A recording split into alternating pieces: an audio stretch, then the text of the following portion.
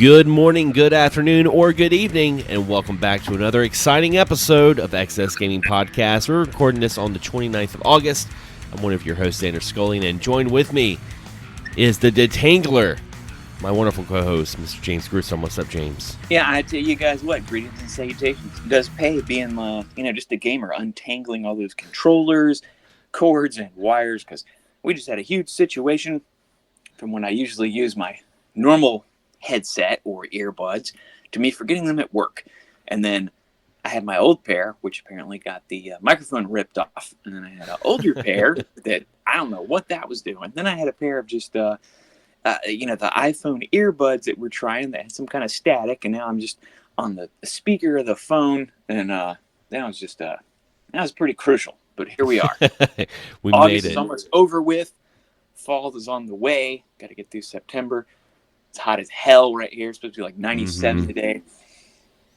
Yeah, it's been so freaking hot. Like I stepped outside for a smoke earlier, and I was just like, oh god. Like I thought it was going to start cooling down, but man, I think I called it too soon. It's way too hot outside. Yeah, it was this day. I was telling a friend of mine yesterday because he told me he needed to go mow his grass, and I'm like, yeah, he was like, you better do it today because it was going to be like 93 yesterday. I'm like, it's going to be like 97 tomorrow. And even in the low 90s, the heat index is like still like over 100. So it's just, But I had this situation recently at work where they sent me home for a month.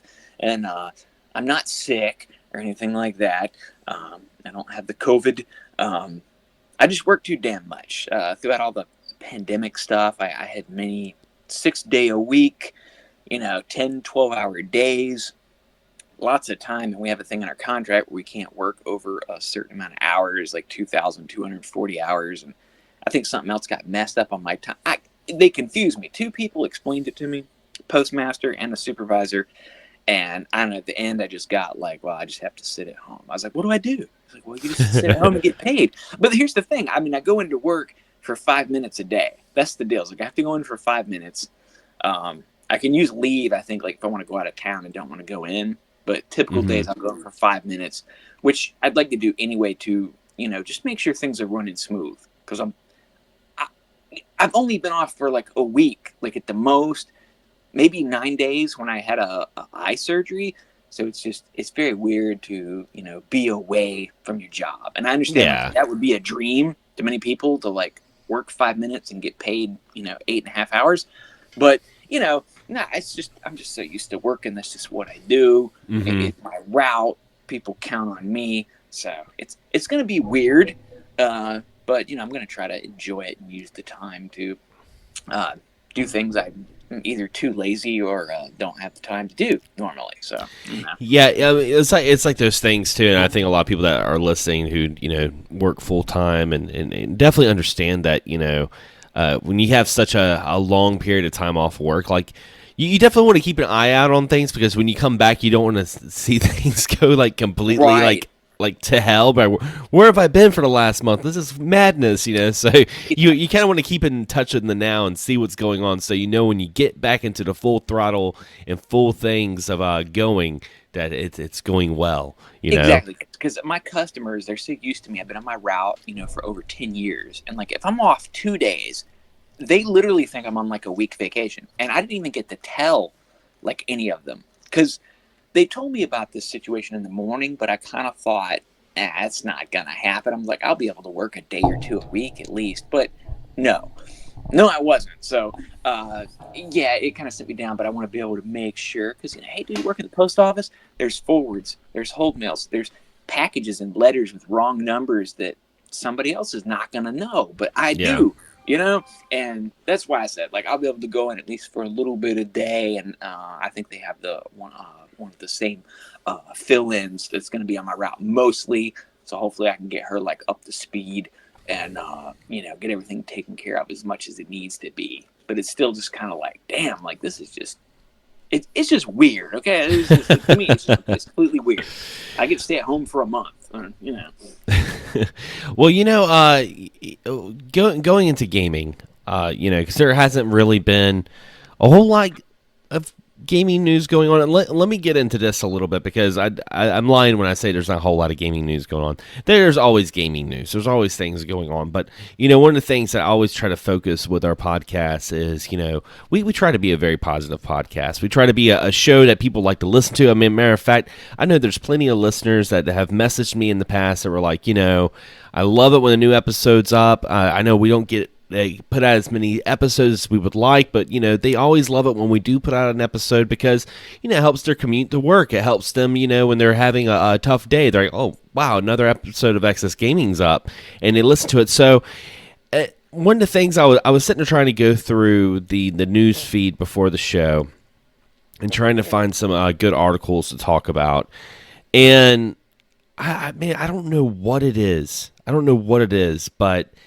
the news it's been so negative. Like so negative. Like and even like the positive stuff that's happening in gaming, like all this new games coming out, God forbid you go through the comments section because there's always someone complaining about it. And it's just like, I think people forget sometimes that this is video games. This is something that's supposed to be fun. It's supposed to be a hobby, something you're supposed to enjoy doing. And, it's just like a game will come out and it's just like, oh, wow, a new Metroid's coming out. And someone's like, oh, I don't want to pay the whole $60 for that Metroid game. That's not worth $60.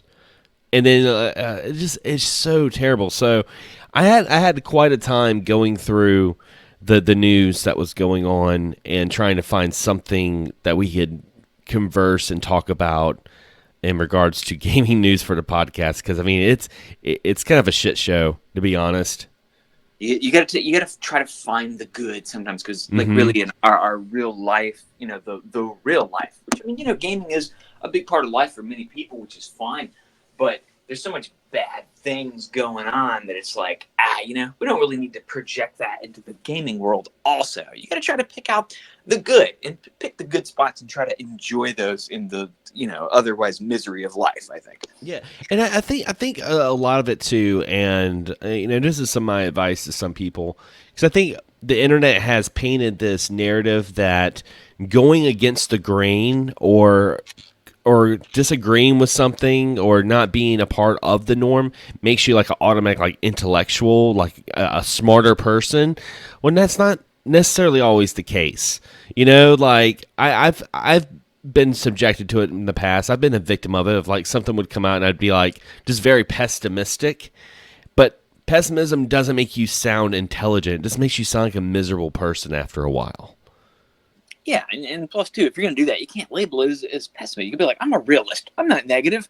That's always my line. But usually, sometimes I'm negative, but I do try to find those bright spots of, certain things that are going on. Because, like I said, you just have to. Don't let misery consume you. Mm-hmm. Try to find those bright spots, because they really are out there. Indeed. And, I think that the biggest piece of gaming news that's been going on that I've kind of semi-followed about and I've been looking at, and a lot of it kind of goes into and segues to the main topic of this episode, is, the whole, like, WATA grading retro games. Now, this isn't anything new. Games have been getting graded by WATA, the WATA scale, for a couple years now. But, some of these games have been going for over millions of dollars now, which is unheard of, especially a copy of Super Mario 64, I believe Super Mario Brothers, Legend of Zelda. A lot of very common games, but they're like sealed and just graded very high and have sold for millions of dollars. And now people are starting to find out that it's kind of shady. There's some shady stuff going with, like, the Heritage Group and WATA and inflation and false profits and stuff like that, and it's honestly, above all, it's kind of sad. It's really, really sad that something like this like retro gaming hobby has become such a money thing. It's always been kind of a money thing. We'll definitely get into that. It's always been a money thing, but not to this degree. Yeah, no, I'm with you. Like I said, it can be just a money and a status at lots of times, but at the heart of it, I like to think that most of the people that collect, like they're just it's for the love of it. You Yeah. know, it's like they want these. Lots of them wouldn't sell their stuff no matter what you gave them. You know, it's like they're really doing it for the sake of the hobby, for themselves and what they enjoy. But you know, some of that joy can always get taken away by, you know, when you have these weird situations. Money gets thrown out. Then you get your normal everyday Joe who, you know, doesn't really know the deal. They hadn't been involved for this for years, and they're just like, money. A lot of people see dollar signs that, Mm-hmm. like I said, their heart's not in it, and those dollar signs take over, and those dollar signs can affect other people's prices, and at the end, it's just like a big avalanche down on people, you know, that just kind of messes everything up. It really does, and you know, and then you get some people that just, you know, it's like they woke up one morning and they're like, you know what, I like those old video games. I wonder how much they go for now. I had a friend of mine. She actually messaged me like first thing in the morning. She's like, hey, I've been wanting to play some N64. Do you know anywhere I can find some N64 games that are not too expensive? Of course, I had to break it down to her and be like, listen, N64 games are getting pretty expensive right now.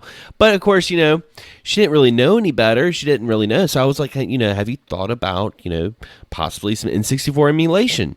You know, and I was giving her some pointers, you know, with because recently I got NVIDIA Shield. Does N64 great. And I'm like, you know, listen, you know, this NVIDIA Shield, you can order one on Amazon for like around $150 to $200. That may sound like a very big thing to swallow, but you know, you can get the whole N64 library on it and play it on your HD television, and in the long run, you'll save money. She's like, oh wow, she had no idea. And you know, I think that's the thing too. I think that's the great thing about retro gaming is people going back and reliving their childhood, and that's been the biggest thing that happened with retro gaming for the longest time, until, you know, it got to the point where, like you said earlier, it became for some people it was a status. Some people think it's an investment. You know, they think they think that these games are going to help them retire, and you know, of course, seeing stuff on the Wata scale, and you know, seeing a game sell for $2 million. This is what I hated about when Mario 64 sold for over $1 million. What I hated about it wasn't the fact that someone made $1 million off of Mario 64. What I hated about it was the people who don't really know about retro collecting, and they see an N64 game sell for that much. That's super common. Like Super Mario 64 is a super common game. Now, to have a high graded Super Mario 64 with it being so common, I mean, that makes a lot of sense, because that game is so common that it's very rare that you would find one in the box, still sealed, like it's never been touched since 1995. That's very rare. And being Nintendo, many Nintendo games hold a decent amount of value. Yes. They keep it up, but not to the $1 million extent, you know. Yeah, but the only thing that I was worried about was I would see, like, I'm like, oh my god, someone's going to see that this game sold for $1 million, and they're going to think that, you know, their whole shoebox of Atari 2600 games are worth like at least a quarter of that.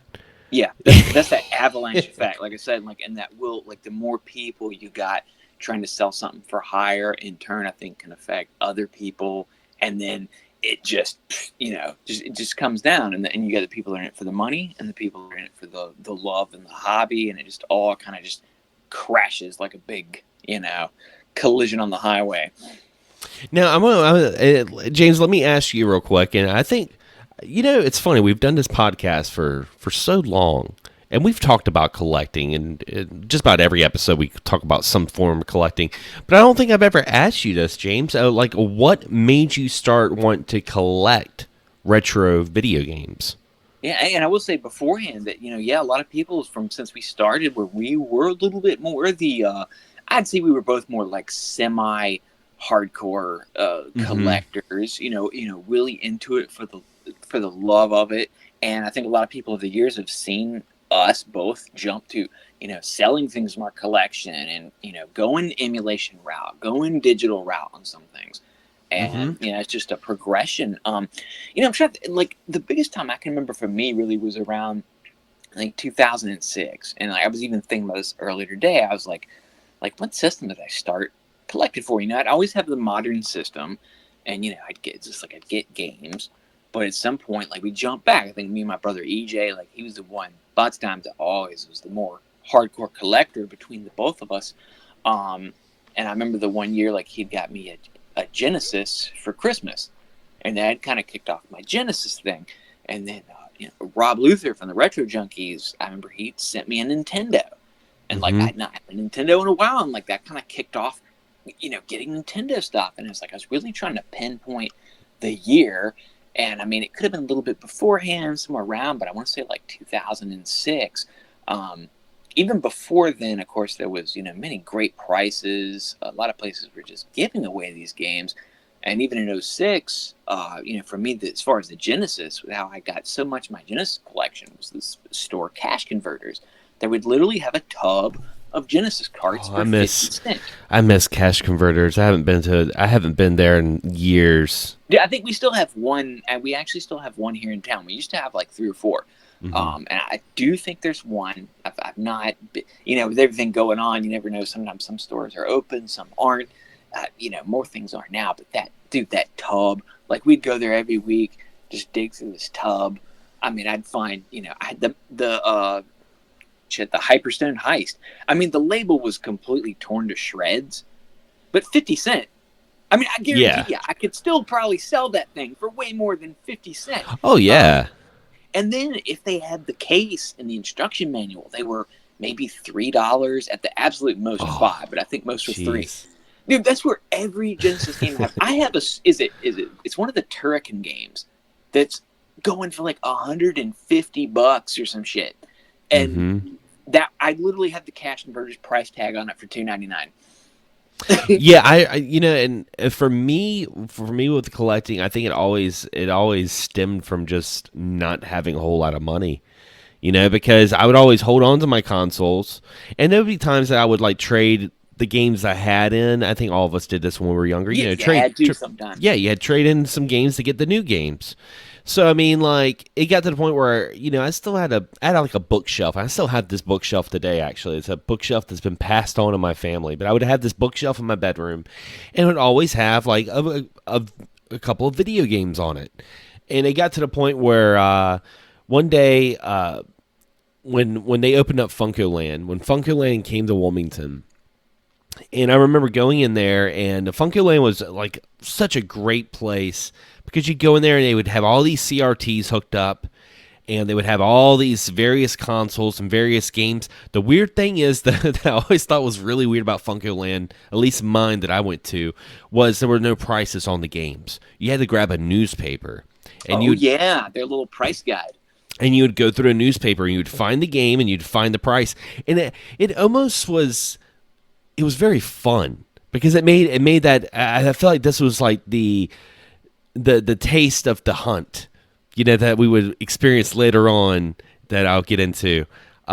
Because you would find the game, you go scroll down, find the price, and you would buy the game. Sometimes they'd let you test the game out before you buy it because they had the consoles hooked up.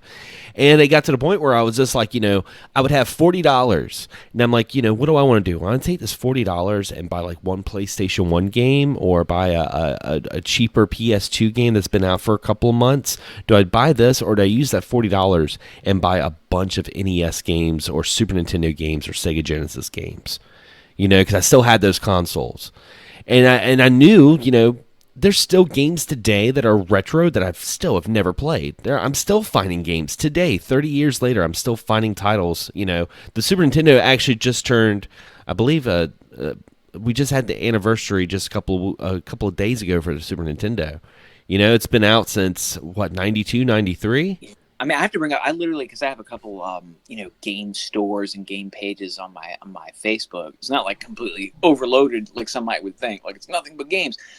But no, there was one, and they had a picture of a Super Famicom game. I believe it was called Battle Pinball, and I was like, I've never heard of this. I was like, oh god, I'm like, I gotta find this on like one of my pies because I'm like, I love pinball, and I'm like, it looked like. It's like you had to attack people, like with the ball on the, like the course, or the field or screen. And I was like, man, that looks insane. Because you're right. There's so many games out there. You just overlook sometimes and miss. And yet there they are. They're still out there. Yeah, because back then, unless it was in a video game magazine, or unless you found it as a blind rental at like a Blockbuster or Hollywood Video or something like that. Your chances are you didn't know about it unless your friend had it, Because I mean, there was there was no way of finding out of every single game that was coming out. It's not like how it is now. Now, we have games that come out freaking daily that we all know about because we see it pop up on Twitter, we see it pop up on social media or YouTube. We see a YouTuber do a review of it or something. So yeah, I mean, we didn't even have release dates many times. No. Back in the day, you had to call Toys R Us or your game store every day to see if this game came out because there wasn't even solid release. It might be a month, like coming this October. So you call every day, then you don't know when the shipment's going to come in. And some stores had games that other stores didn't have.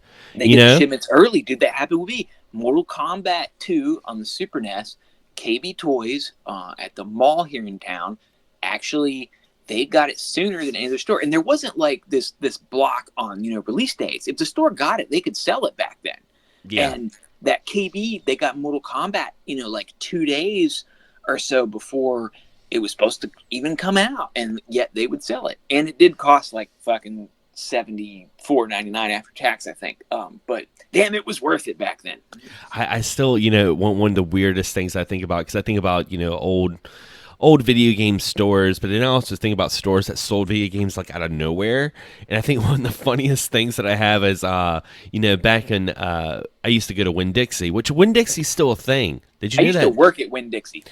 I didn't realize this until a couple of weeks ago, and I meant to message you this, James, that a couple of weeks ago at my job, I got a call, and it was someone who worked at a Winn-Dixie. And I'm like, we still have Winn-Dixie? Like, I haven't been to Winn-Dixie in years. Yeah, we don't have them around here. I mean, we used to have 3 or 4. Like I said, I worked there for about a year, stocking shelves at night. It was just we had Winn-Dixie, Food Line, Harris Teeter. That was like our grocery stores. But, I went to Winn-Dixie, and, I did what every other kid do. While your mom was shopping, I'd go to the book section, read magazines. Well, they have great ramen and soda, too. I will say that. The soda selection, and they have a French onion ramen and a hot and spicy. It's really good, if they still have those. Thrifty made brand.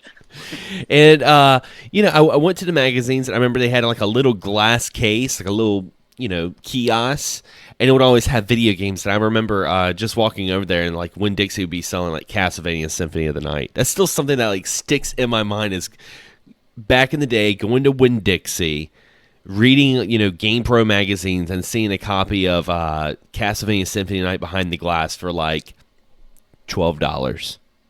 Wow. Some of those ones like that. I mean, even to me, like the far more like renting games was always weird.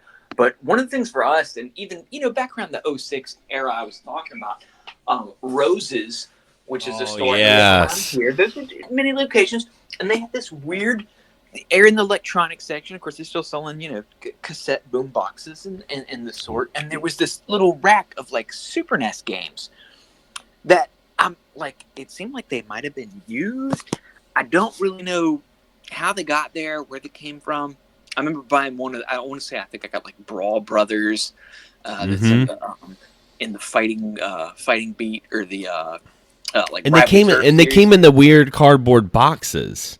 Well, these actually, all the ones they were selling actually had the boxes. If I remember right, most of these actually had the original box. Yeah, I've seen those at Rose's. I remember buying a copy of Super WrestleMania at Rose's, and it was still in the box. And this was back in like 98, 97. So it was way too long that game should not have been complete and box sealed. It's like in the back of the store. I found some for actually Sharpie from the Villians and Riot stickers. He'd come into town one time. And he gave me a call, and he's like, me and Bones are just over at Rose's, and they had these Universal Monster masks. Okay, now this is, let's see, we met after our, because they played at my wedding. So this would have been after 08. Okay, there was Universal Monster masks, just like little, but not plastic, they were rubber, but just, with the string, of Creature from the Black Lagoon from like 1999 that they put out on the shelf probably 10 to 11 years later. And they were either still there or they found them in the back. So that's what you're dealing with this place. But I think that's really awesome, Yeah. Roses is like a time machine. A matter of fact, when you mentioned them selling boom boxes, I think I mentioned in the last episode, I bought a brand new boom box that has a cassette player because I've been listening to cassette tapes, and I bought it like brand new for $40, like still in the box, just brand spanking new cassette player. That's just, I mean, that's always great. I mean, it's like, and people still always have like cassettes. A lot of people, you know, speaking of collecting, a lot of people collect music cassettes now. I mean, it's crazy. Yeah. Some bands, I see it with a lot of like death metal bands. One friend of mine, they release stuff out on cassette. One of my friends has a band called Mumula, a very cool kind of like a surf rock horror band, and they released one of their albums on cassette just as like a little extra bonus. Of course, you can get the, you know, usually if you get a cassette, of course the download comes with it too, so you know you can always listen to that. But just, you know, to have that, it's just very weird, you know, how much we still always do bring things from the past, you know, it, like back in cassettes, like really, who would have thought like cassettes would be a thing now? I mean, Yeah. Even me, as much like old crap as I have, I'm like, cassettes, like what the hell? But no, they're around. Yeah, it is so crazy how things just go back, and you know, and that's the thing about, you know, the retro collecting, and you know, a lot of people talk about the bubble, like when's the bubble going to pop? And the thing is like, you know, because here we are now in 2021. If you were to go back to, you know, 2006, 2007, you know, heck, even when we first started the podcast back in 2012, you know, retro collecting was in a totally different place than it is now. What I've noticed about retro collecting is it's kind of like the weather. It changes, and it's unpredictable. And the reason why I say that's because, you know, you look back and, you know, when we started this podcast back in 2012, I remember like the Super Nintendo games were getting really expensive. Like Super Nintendo, I mean, and they're still expensive, but I mean, you were getting games like very, very expensive back then. And why? Because, you know, back then in 2012, the people who grew up with the Super Nintendo were starting to get in their mid-20s, you know, maybe early 30s, and they had expendable income, and they were buying their childhood at that point. Where, you know, now here we are in 2021, and it's crazy to think, but the people that are in their 20s, you know, early 30s, they grew up with the N64, even the GameCube. Yeah. And now we're starting to see those games really go high in value. And the thing is, I don't think we'll actually have like this like crazy bubble that people talk about. I don't think we had the bubble that pops. I feel like the bubble just moves on to another era of people and nostalgia, because nostalgia ultimately is what keeps retro gaming where it's at. Yeah, and while some will drop and lower, you know, they'll hit those peaks, some still won't, you know, drop down super cheap. They're still going to, you know, keep some of that level. But, you know, I was looking at, you know, some GameCube games recently too, and, you know, noticing it's like, yep, it's like those are going up. They say it's the same thing with like wrestling. They just have wrestling as being very cyclical. And that's kind of like game collecting. Like it's very cyclical. It's like it doesn't go in cycles, and especially I think for game collecting, like more like, you know, decade cycles, age group cycles, what you grew up with cycles. And that is that thing you had as a kid that maybe you sold, maybe it's an attic, you don't know where it went, it's there, but it's like, damn, I love that. And like I said, if you got a little bit more disposable income, you're older, you're working steady, and you want to get those back. And then that's when you go out there and start looking, and hopefully you catch it before everybody else decides the same thing, and you get a little bit better price. Yeah, and I think also another topic that I would love to bring up is I think some people get, and there's nothing wrong with it. I want to have a disclaimer here. There's nothing wrong with it, but I think some people get really caught up in the hunt. They get caught up into the finding games. And that's caused some pretty problematic things for some of the people that, you know, still quote unquote collect. I have, you know, a friend of mine on Facebook. This guy, he changes his stance on collecting like freaking underwear. Like one day he's like, oh man, you know, I'm not collecting anymore. I'm tired of collecting. I'm just no longer going to do this. This is stupid. And then before you know it, he posts, you know, a couple of weeks later, he's like, oh, look at all these games I found at the pawn shop for like $3. You know, and I'm like, dude, I was like, I really think it's not so much at the collecting as much as you like the thrill of the hunt. And see, that's another thing. And that's one of the things that I feel like that gives a whole nother meaning to retro collecting. It's not so much just like buying old games, but that bonding of going out with your friends, or even if you're going solo, going to thrift stores, going to yard sales, going to these places and finding these like hidden nuggets of treasure of your past. There's something about that, like that sends off endorphins or something inside someone's head that makes them want to do this. You know? Yeah, it really is. It's like the Motorhead said, the chase is always better than the catch. Yep. Not always, but a lot of times. But yes, definitely. Like I said, I still sit back and think of me and EJ sitting on the floor in cash converters, digging through these giant plastic tubs. Oh yeah. just I was like, man, that'd be so fun. I used to go to this place that was called Sweets. Okay. And like Sweets was like a junk shop. It was like an old. Spelled SWEETS or like SUITES. I cannot remember. Okay. I just know it was old. I was owned by this old man, and it was like a house that got turned into a thrift store. And wow. It was okay. Yeah, and it was just like it looked like if you were just going in there and you weren't a thrifty kind of person, you weren't the kind of person who liked to go to thrift stores or yard sales and stuff, you'd be like, oh, this looks like a freaking hoarder's house. But for us, we're like, oh my God, this is like a treasure hunt, because you're sitting there, knocking over piles of like, printers that were made in 95, and you're finding like a big case full of Sega Genesis games. And it was awesome, because then you go over to the guy and you're just like, how much you want for these Sega Genesis games? He's like, I don't know, like $3 a piece. You're like, all right, you're good.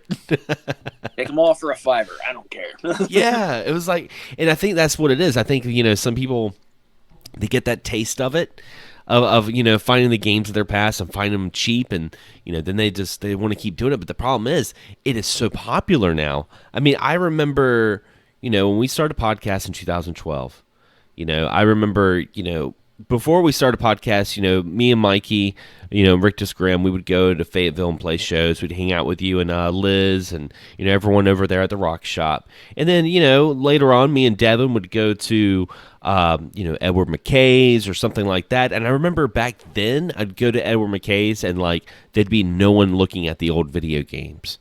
And then it was like a couple of years later, I just noticed there was a huge population of people looking at old video games. And I'm like, oh, yeah, no, they found out. They did get more. And I will say, too, I thought Edward McKay still, for as much as the collecting market that was going on, I still thought they were pretty fair. They were. It was really cool, too, because there was a dude there that knew I was in the games. And he would even show me stuff. I didn't get deals or anything like that, I'll be clear. Because it was a store and they had stuff priced a certain way. But he would let me see stuff before it went out on the shelf lots of times, and I would have a chance, to get. And sometimes they would have things, like lots of times if you had more obscure titles, like there was one I got, like he was like, yeah, we couldn't even really find like a correct price on like this one. There would be some odd things because it wasn't at the pinnacle yet. But I would get to see these and pick out stuff before anybody else got to see them, just because I was a regular. And damn, dude, I missed that place. I see, because I drive past the building. There's like a flooring place there now. Oh wow! I drive past it every day going home from work, because that's where I would always usually, you just bored, like, hey man, let me just see what they got. I might get some CDs, some games. They start having some toys, movies. Oh man, anything. I miss that place so much, dude. It's one of my favorite stores of all time. Yeah, if I was ever in the Fayetteville area or like the Raleigh Triangle area, like Edward McKay's. And I want to say, I'm not completely sure. I'll have to check on this and update next episode, but I want to say they still do have a location maybe up around Raleigh or somewhere. Oh. And like I said, it was it wasn't a chain. It was local to North Carolina and just around a few areas. And like I said, I think there's one still up there, but I'm not positive. Oh, I would love to go if it was still there. I bet one of it's the one still on Capitol Boulevard. That might be. I think that's the one I'm thinking of. If it still is there, because apparently I seem to hear the one around here. I don't think there was some issues with one of the employees that was. I kind of heard some things. I don't know if people were just kind of like embezzling stuff. So something happened, man. It sounded kind of corrupt and just kind of bad and sad. That ended up like that. It was like, wow, because we went from it had one older location to the main one, and they used to even have a separate like college bookstore where they had a couple different locations even here in town. Then they kind of consolidated to the one, and that became the main one. It was still, yeah, you could find good stuff there. I still regret not buying that damn Gargoyle's Quest on Oh yeah, NES, man. I remember you mentioning that. I remember that. Yeah, man. I remember that. I have a couple of games in the past that I regret not buying. That I think about. I mean, I remember seeing Dracula X on the Super Nintendo. I remember seeing that for back in the day when it was like $30. I'm like, oh man, that's too much. Hey, this is funny right here. Right next to me right now, I have a Game Boy game that has the Edward McKay price tag sticker on. Because I often left my price tag stickers on. I wasn't one of those, like, I got to peel these off. I like the memory of the sticker and what I paid. And here we go. Here's Yoshi on Game Boy for $4. That's awesome. Hey, I'm the same way. I mean, I know there's some people that like try to get the stickers off of everything, but I mean, unless it's like plastered with stickers. Like, I don't want to get something that's like, it looks like it's, but then again, that's also kind of nostalgic too. Be like, hey, this game that I got had like, 6 or 7 price drops before I decided to buy it or before I found it in the wild.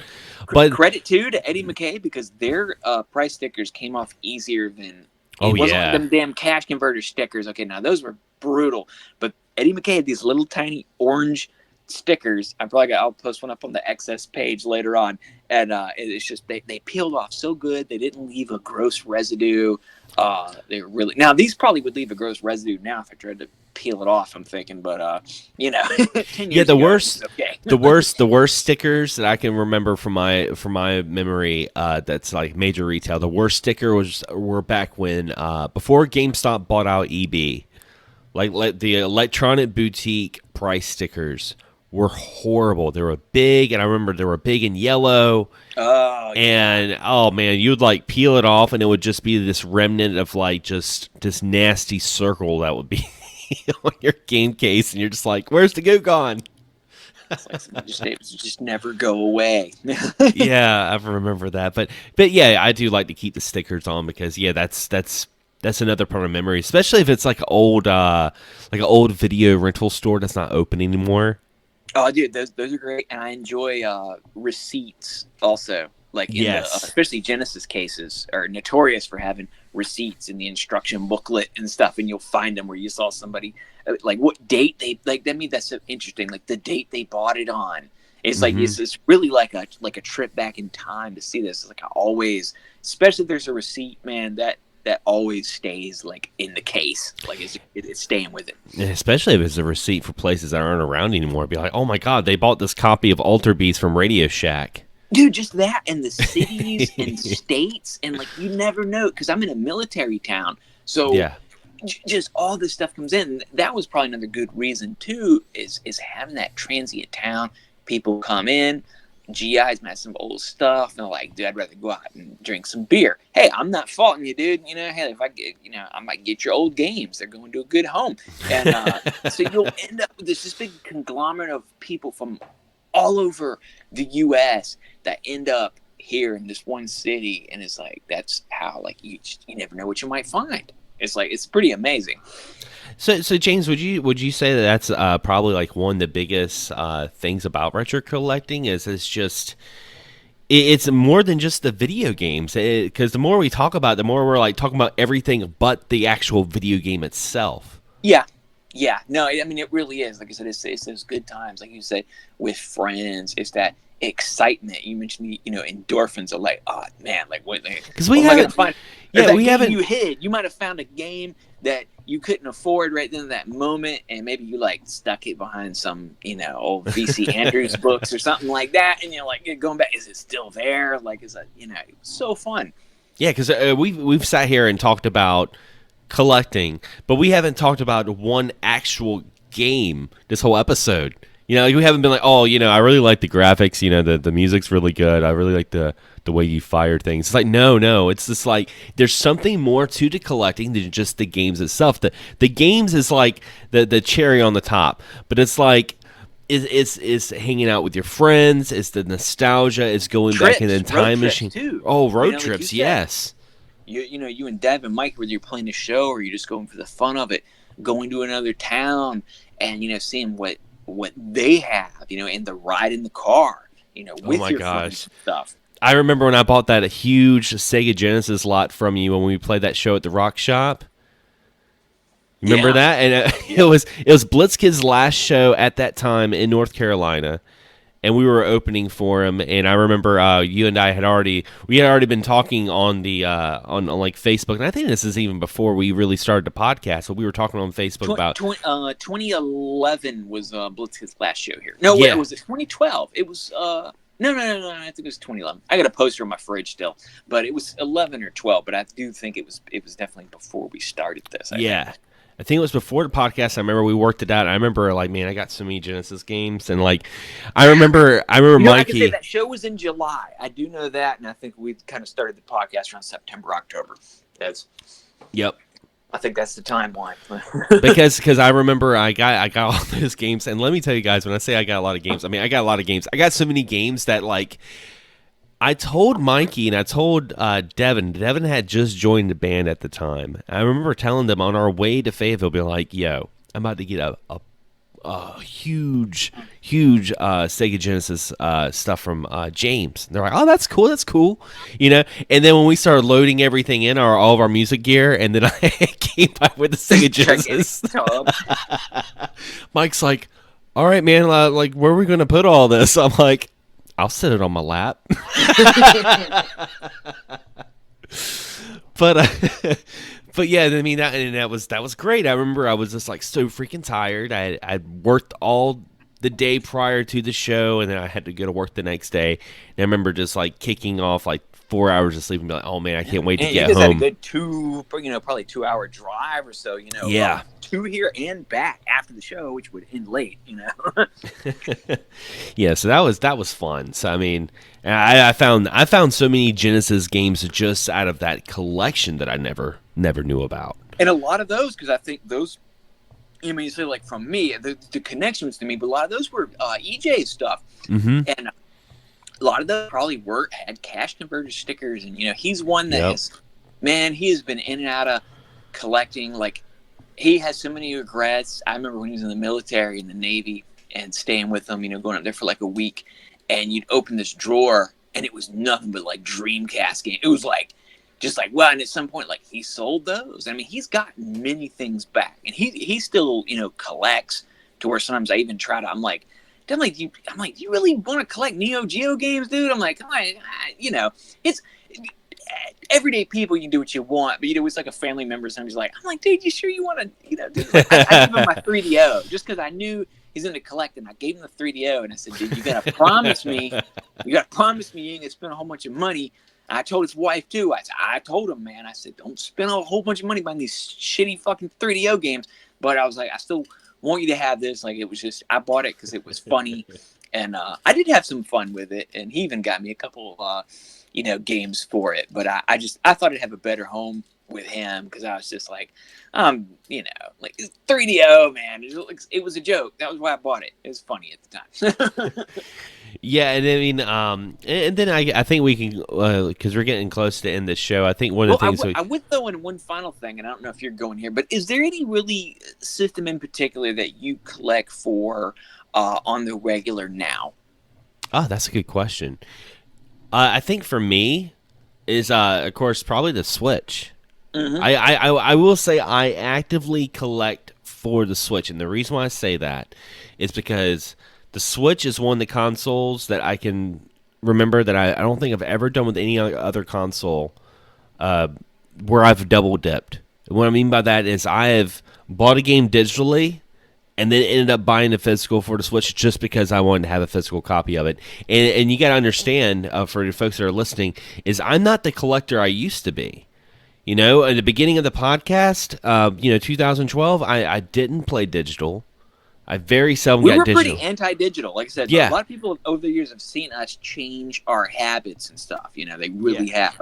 I didn't play digital. I didn't even not play emulation. I was a straight up, like, if I couldn't find the game out in the wild, I would just wait to play it eventually. I mean, I never had an issue with emulation. Like, I never hated emulation. It just wasn't my thing. I was just like, I didn't click with it.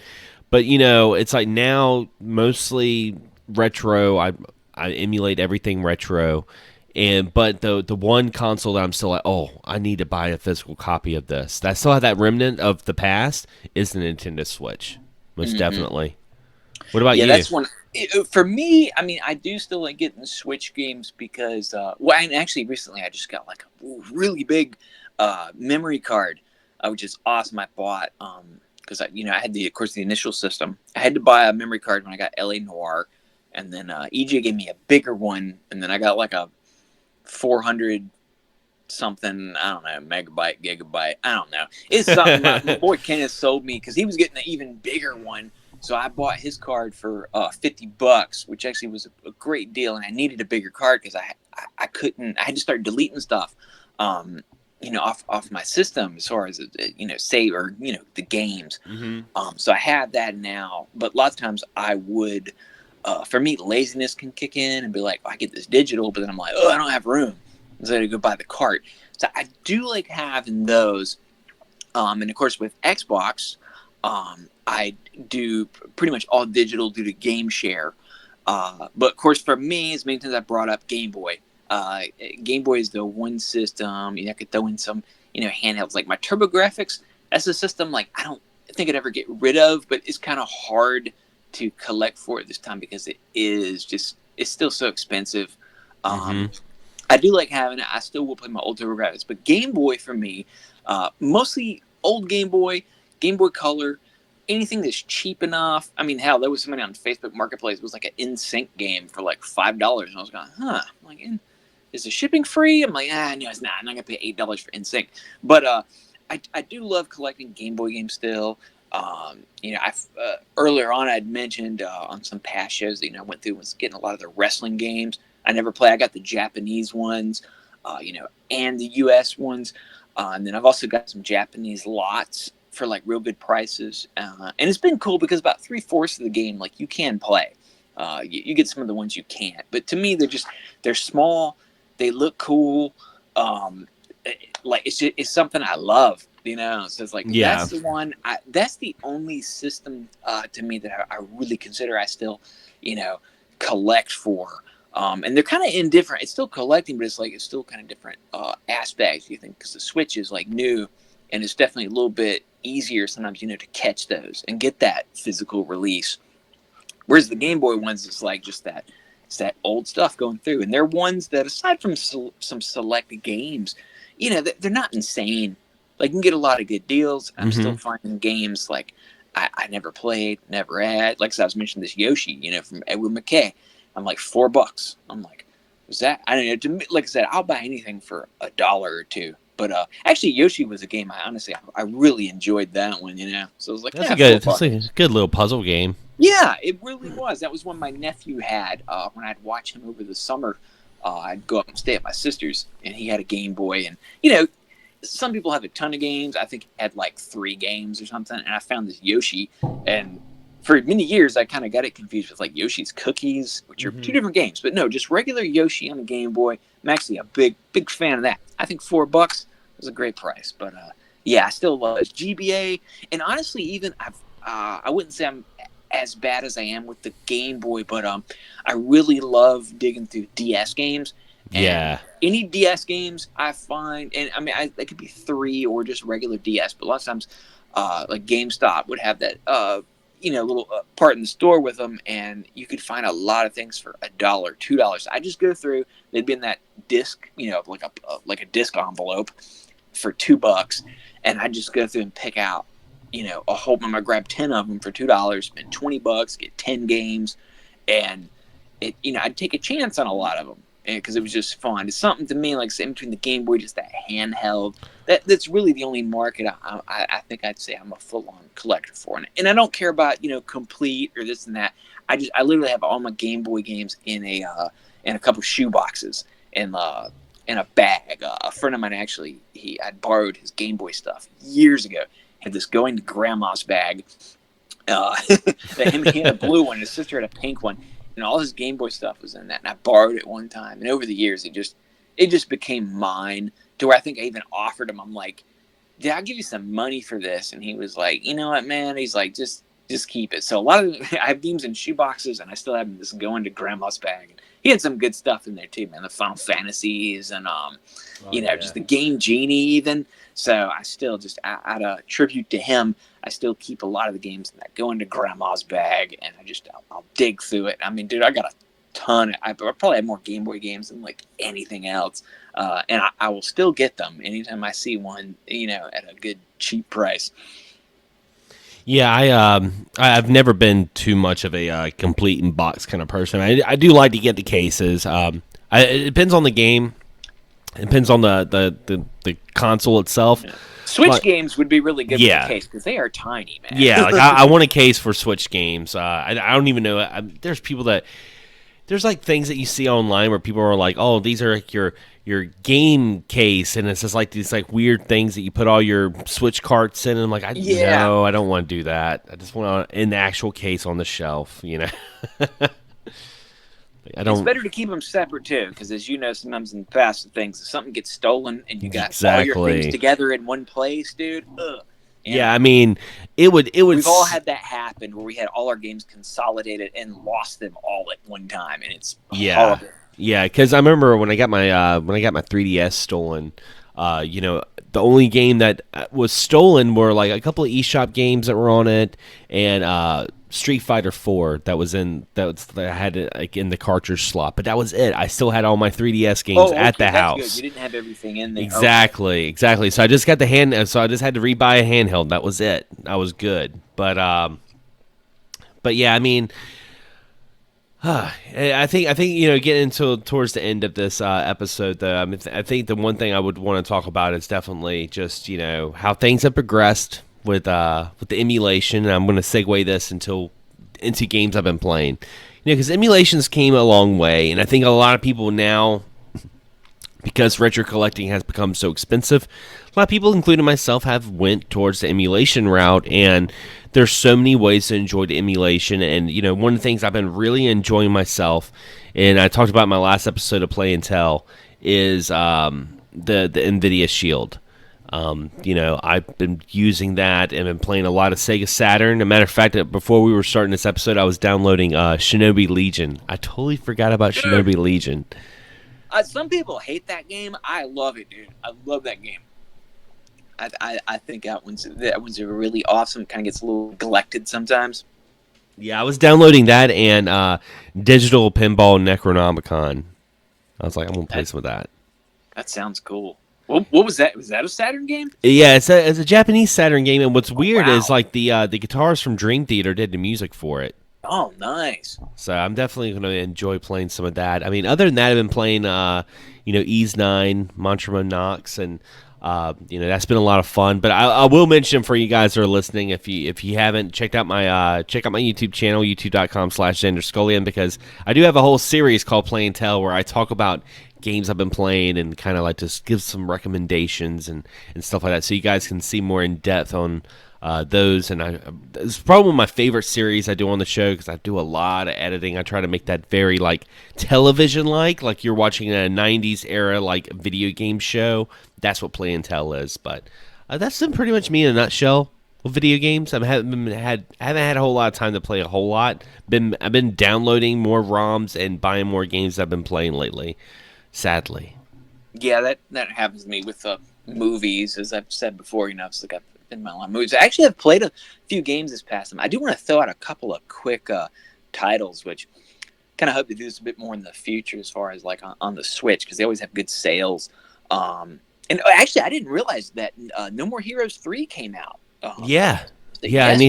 I need to get that. I'm probably gonna pick it up as soon as I get, because I got that new memory card, and sometimes before I would just put in the new one, but I really want to try to transfer over my saves, and I got to get it with a friend of mine and see if we can transfer over, because I'd like to do that before I put in the new one, and I know it won't fit. But I would say there's a game called Hammer 2.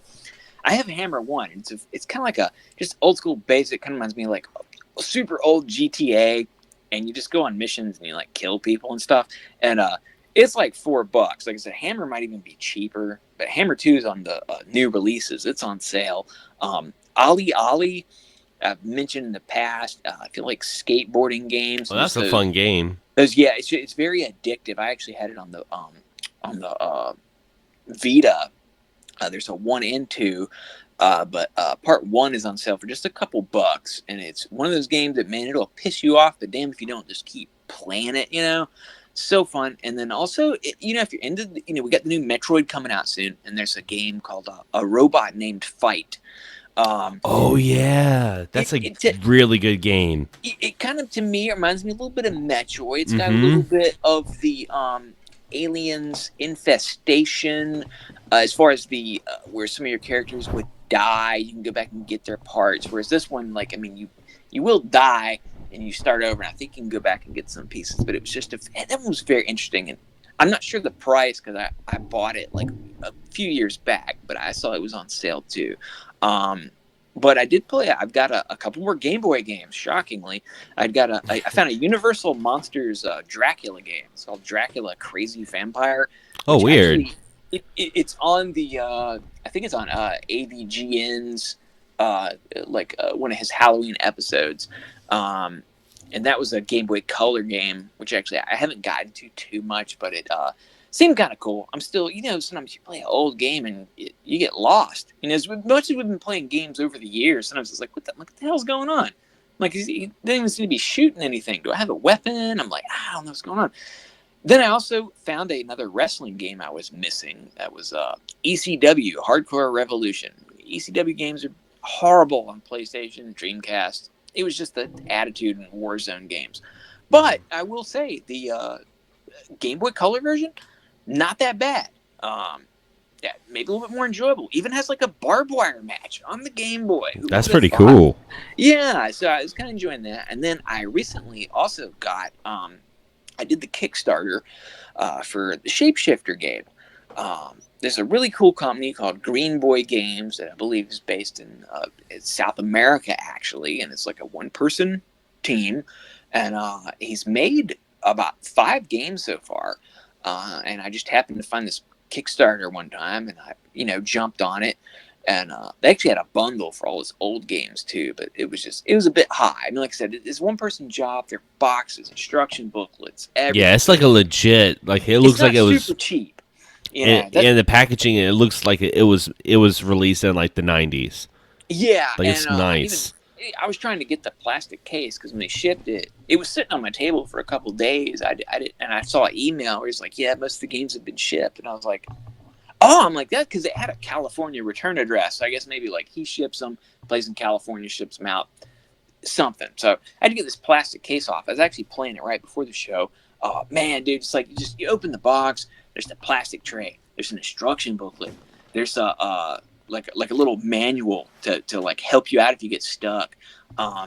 There's 2 ways you can play. There's also like this little, I call it a key, but it's like a circle disc. It's got a thing you kind of spin, and it has like numbers, and I'm honestly not really sure what it does. It's somehow connected to one version of the game, and then it had like a little coin in there, and then like just to open up this, you know, little Game Boy box, you know, and I give them credit. They were very upfront. Anytime there was a delay, they let you know. They're like, hey, it's like this got messed up. I contacted this other company. Like, I'm going to have these by this date. Very upfront with everything. That's awesome. I would totally support them. You know, again, I know you even mentioned something about Shapeshifter too, and I was like, I didn't even hear about this yet. Yeah, it was the Kickstarter. I got the freaking email like a couple of days after you showed me Shapeshifter on the phone. I was like, well, shit, I just got an email about Shapeshifter too. Yeah, and I will say they do describe it as like a point and click, but it's not. It's not really. It has point and click functions. There's also side scrolling functions. Just walking around in like I got to play a few minutes. My SP was dying, and like I said, it's an old Game Boy game, but playing it on my SP. I mean, I thought the colors on it were really good. You know, using it on there, and like I said, I didn't get to change into any animals because that's the whole like spirit of the game is like you get the abilities of animals. So I'm sure I'll talk about it more next episode, but I thought it was really cool because like when I got it, I was kind of like, man, I was like, I hope this doesn't just flat out suck. I was like, that just like, you know, that'd be bad. But as soon as I started playing, I'm like, oh, dude, I'm like, this is okay. I'm like, this is great. But I like to look into some of their other games. like I say, he's got about 5 outs. Some are really simple. This seems to be his most complicated one, but like 10 out of 10, dude, I would support them again. Like I said, it was just a great company, packaging, just everything, awesome. And then also on the final couple ones, I've been playing Dodgeball Academia. Oh yeah, I heard that was Xbox. really good. Yeah, it's like a humble game, and it's free on Game Pass, and it's like if you like, old NES Dodgeball, it's like that, but just hyped up. It's almost like slight RPG elements with leveling up. You find team members, certain items do certain things. It's actually a lot of strategy to it because I've had to battle against like 3 teams in a row. You can't really use health items on the matches, so you have to use your equipment that'll give you extra health, or, switch out your characters. If you knock out someone on the other team, they'll end up behind you. And these matches it's not like one ball. There's like 4 balls on the damn court. So you got the opponents throwing them at you. You got their teammates that are now behind you throwing them at you. And it's just, man, it's like, it gets really insane. But, it's this whole, I reckon it's almost a little bit less RPG-ish, but I'd kind of throw it up there with like Golf Story. That's what I was thinking when you were talking about. Like, this sounds almost like Dodgeball Golf Story. Yeah, I would dig. Yeah, it is like that. Yeah. I'd throw it up on there because like Dodgeball is a little bit more interactive than golf games. But man, I've had a blast. The first day I played it for like 3 hours, which is a long time for me. And then actually, speaking of golf, there's another game on Game Pass called it's like Golf with Your Friends, and it's a miniature golf game. And man, there's lots of stages. There's like a haunted house. There's fucking Candyland. I was like, I got it. I used to love Candyland as a kid. Oh, the Candyland stage. Whoa. There's even a couple related to games like the Escapists, and there's a Worms level also. Oh, cool. But it's 18 holes on each course, and there's over 10. And I mean, some of these ones I don't understand, like the par thing of like par 4, and I'm like, I'm on like 18, like I'm trying, like the hole will be way off. Like sometimes you gotta hit it up a wall, or you just gotta like drive that ball way across the room to end up in the right spot. But they have a cool like explore level, to where there's no timer or anything like that. Lots of customization, even with like your ball. You want a different colored ball, like pop putt, cool. all the different ones. Really had a good time. I went through the haunted house level, and I did some of the Candyland, like undersea. And there's even different. Of course, you can play online, and there's even some different functions. Like there's a dunk one, where you actually your golf ball can jump sometimes, and you have to like jump it up into a basketball hoop, which was weird. And like I said, you'll do real good, and you'll have a lot of fun. And some stages you're gonna be like, I can't even find the damn hole. You gotta use the camera to like zip around and find it, and but it's real fun. Like I said, if anybody just likes a fun golf, especially miniature golf style game, it's not like Hot Shots is more like real golf in a sense, but this is straight up like miniature golf. Bounce it off this, shoot it up a wall. It's pretty crazy. So that one's been great. And then I went to a wrestling show actually a couple of weeks ago in Charlotte. My first time going out of town since the whole pandemic stuff started, and that was fun. Also, not used to being around that many people in one place. Luckily, our seats, we had 3 seats in this top corner, and we were kind of blocked off from everybody else. There's nobody in front of us, and that was really cool. But when you left, it was like, oh my God, I'm like, there's so many. I was just trying to go to the bathroom, and there's all these people in my way. And then I texted my friend. I was like, I'm outside somewhere. I had to leave. I got out. So, did that. Then we had SummerSlam last week. Really looking forward to today. A couple big NWA wrestling events, and there's an AEW pay-per-view next weekend. Lots of wrestling and just all kinds of fun stuff going on. Nice. And again, guys, if you enjoyed this episode, be sure to check us out and leave us a review on some of your favorite podcast platforms, including iTunes, Stitcher, iHeartRadio, Spotify, and soon Amazon Music, because I actually got contacted by Amazon. They're wanting to get the podcast on that platform too. So, and if you want to listen to our archived episodes, you can check out my YouTube channel at youtube.com/Xander Skullion. But yeah, I think this concludes another episode of XS Gaming Podcast. I want to thank you guys for listening. Hope you guys have a great rest of the week. And as always, happy gaming. Have a pleasant evening, everybody.